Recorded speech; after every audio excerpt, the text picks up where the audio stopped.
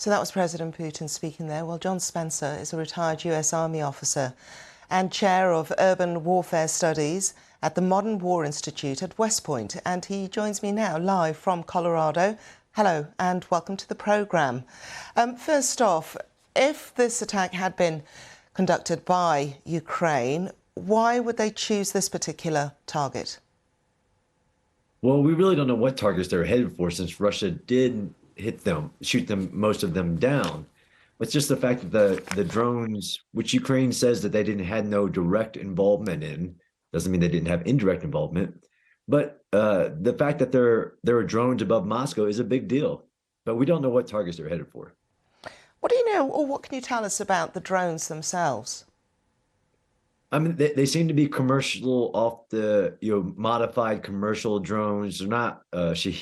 It would be nice if they were just reverse engineered Shahed Iranian drones, but not like the kind we've seen Ukraine use for deep strikes, like at the Russian strategic bomber site.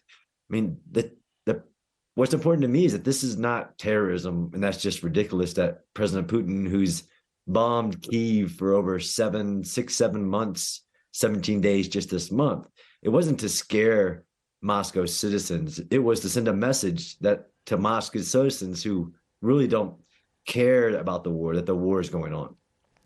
Well, let's put aside the scenario that this was a Ukrainian attack. There are two other options out there as well. One is that it's a false flag attack, and the other that it was Russian saboteurs. I wonder if you could just talk us through those.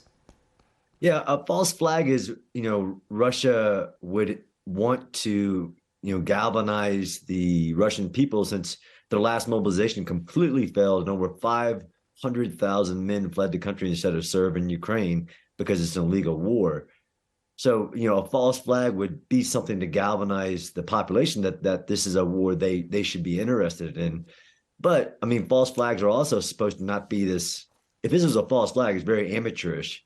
You're not supposed to know who did it. If that was Russia, it's one of the farther fetched, but you can't rule it out. We are seeing this increase, aren't we, on supposed Russian, or rather Ukrainian attacks on Russian territory. This is something of a red flag, though, isn't it, for Western allies? I mean, it's a note of caution. I mean, just that, of course, there's caveats on everything that's been given to Ukraine to defend and retake its illegally occupied areas, that no Western weapons will be used into Russia, and that hasn't happened.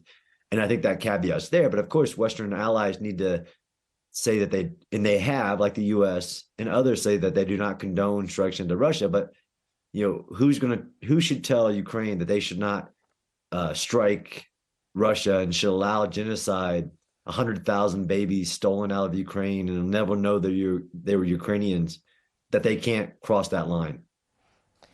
So as the offensive picks up speed now, the weather has improved, the terrain has improved, do you think it's more likely that we will start to see more incursions into Russian territory? No, I don't think so. I think these are all, and again, the drones are not attributed to Ukraine, but lots are happening. A lot has been happening this past week.